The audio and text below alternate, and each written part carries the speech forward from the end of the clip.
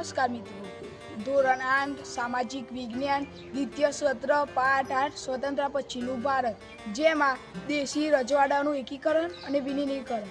ભારત દેશમાં 562 જેટલા દેશી રજવાડાઓ હતા, જેમાં ભારતને વિલીનીકરણ કરવા મોટી સમસ્યા હતી.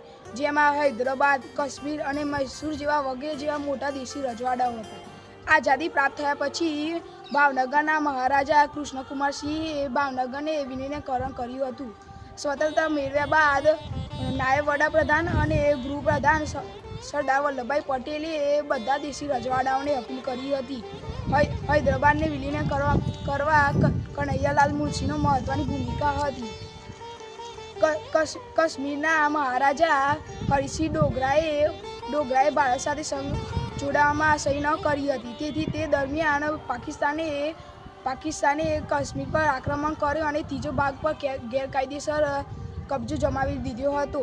પછી હરિસિંહ ડોગરાએ ભારત સાથે લશ્કરી માટે માગ કરી અને ભારતીય લશ્કરીએ કાશ્મીરને રક્ષણ કર્યું, અને જેને POK પાકિસ્તાન ઓક્યુપાઇડ કાશ્મીર તરીકે ઓળખાય છે. આભાર.